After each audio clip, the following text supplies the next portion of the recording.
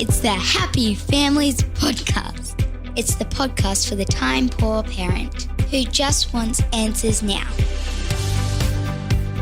I always look forward to the weekend. I always look forward to Friday because of I'll Do Better Tomorrow, but I'm especially excited about today, Mrs. Happy Families. Do you know why? I have no idea. Because today's a very special day in our house. You're looking at me blankly. A special day. Friday the 18th of October. Oh, my goodness. We have two babies' birthdays today. You birthed them, both of them on this day, and you've completely forgotten. Well, I'm not looking at the calendar. It's Friday. It's the 18th. I can't believe you're giving me a hard time. Our two kids, they're twins 3 years apart. 3 years apart. Best way to have twins ever. Yeah. When we had our first, we really, really hoped that she would be a twin. No, well, before we had her. Well, yeah, that's right. When we had her, we were so glad there was only one. And then 3 years later, to the day. And 18 minutes apart on the 18th. Yeah, amazing. We had our second baby girl. So today, happy birthday to Chanel and Abby. Let's just say our 3-year-old did not think it was the best birthday present ever. No, she was not. No, she wasn't. Pleased that she got a sister for her birthday at all.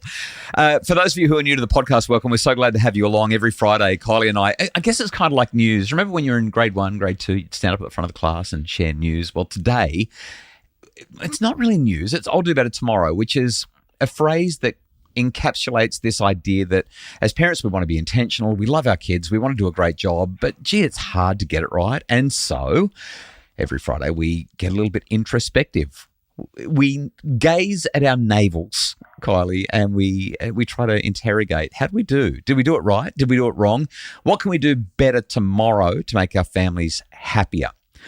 Just before we talk about our I'll Do Better Tomorrow stories, I'm really excited for mine, by the way. But just before we do that, our easy-to-use system, super simple system at happyfamilies.com.au lets you talk to us about whatever it is that you want to share at any time by the click of a button. You literally go to happyfamilies.com.au, scroll down to the click here, talk to us button, and share what's on your mind. And we received this wonderful voice message from one of our listeners in Canada. Well, it's Canada, but because we're in Australia, I feel like they're our cousins, and I like the idea of Canada. Have a listen. This is in relation to a podcast episode from a couple of weeks back. Hi, Dr. Justin. My name is Lisa. I've been catching up on some of your summer podcasts. Summer here in Canada. I just listened to number 1027, phrases you should say to your children, and I've got a really great one for you. I heard my friend say this about 8 years ago, and I've been saying it ever since. She said it to her husband, because lots of adults do not know this lesson. The phrase is, a compliment to one is not an insult to the other. I've been using this so often with my children that they've internalized it, and they can be happy for someone else. They know that it's not always all about them. They're happy to be happy for their siblings. And now the only time I ever really need to say it anymore is when there's a grandma around. And the grandma will say something like, yes, excellent, Tommy, you won the race. You worked for months. Congratulations. But girls, I'm sure you would be just as fast if you ran. No, Grandma. It's not about them right now. It's about Tommy. They can be happy for Tommy. Thanks, Justin. Kylie, reactions.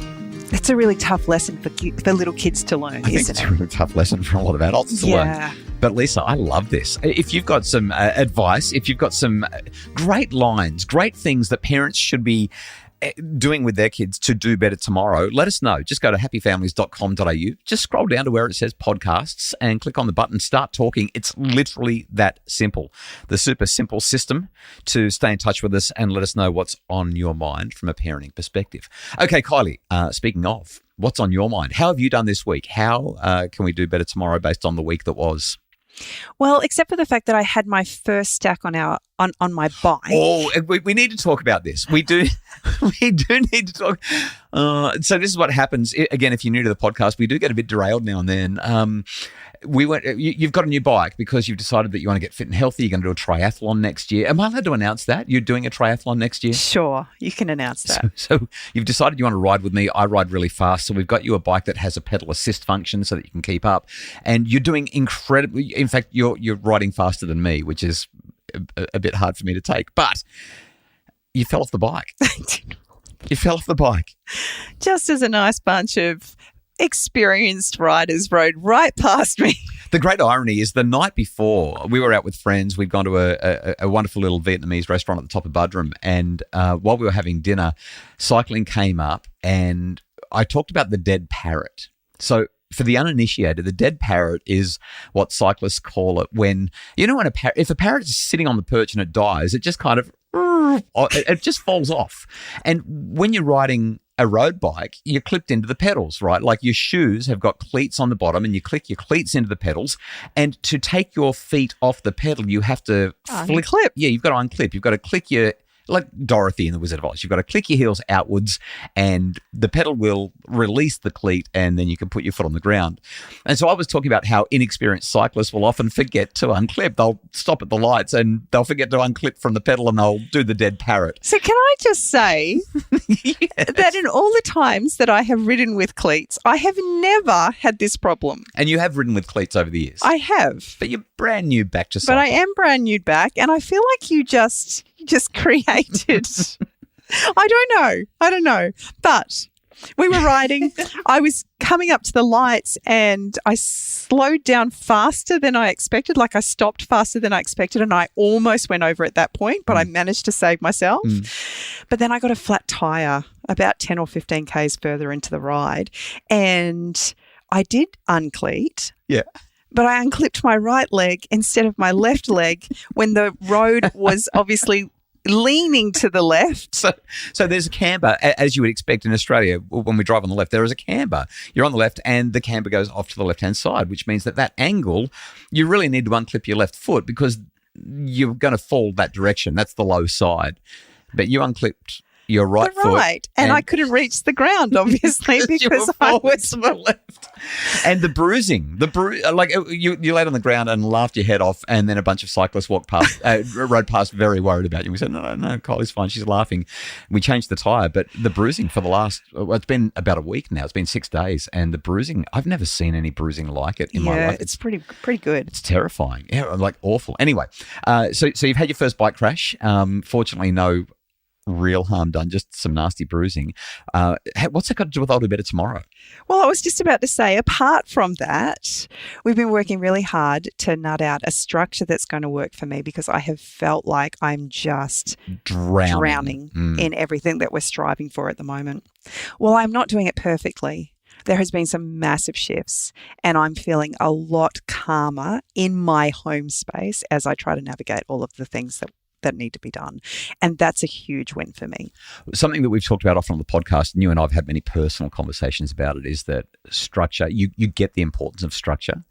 And for those who are sort of new-ish here, structure is the foundation of building competence, okay? Competence is a basic psychological need. If we want to do well in life, we need to feel like we are effective. We need to feel like we can do stuff. And to feel competent, we need effective structures because structures provide the systems and the frameworks, the tools to be competent. So we've sat down over the last couple of weeks and really zoned in on what your structure needs to be so that you can feel effective because you haven't been feeling effective. You've been overwhelmed, massively overwhelmed for a couple of months now. And what I'm really hearing you say is we're not quite there, but the structure is starting to build a sense of competence. You're starting to make progress. Yeah, it's feeling good. I'm exercising. I haven't been able to do that for a long time. I'm able to spend just a bit more time with myself in the mornings, which is working really well. Obviously, having a driver back in the house. Yeah, we've got a daughter who's come home from overseas, which has lightened the load a little bit. Has meant that she's doing the running around for me, which has definitely made a huge impact in my day-to-day runnings.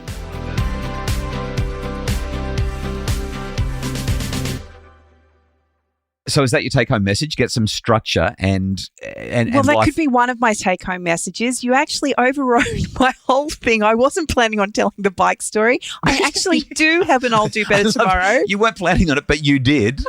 Don't blame me, Mrs. Happy Families. But in homeschool this term, we've been talking specifically about what it is to be a good friend. Right. And Emily has struggled with a little bit because she feels like she is a really good friend. And for the most part, I love watching the way she interacts with her friends. She's really thoughtful. She's quick to apologize. And she just loves connecting with people.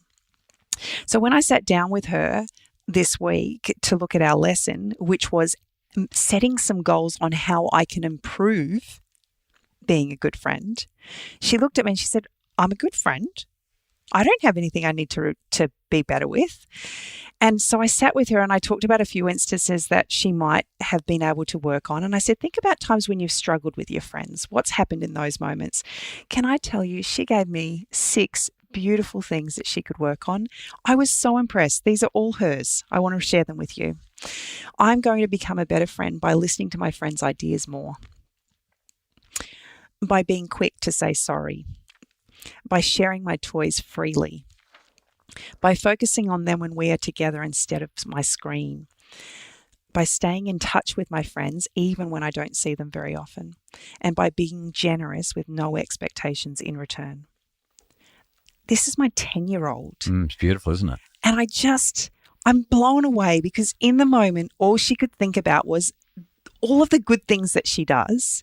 And it's not about tearing her down, but it's an opportunity for each of us to think about how we can do things better. 10 is a magic age. And I'm so proud of her. One of the things that I love, she is so good at saying sorry.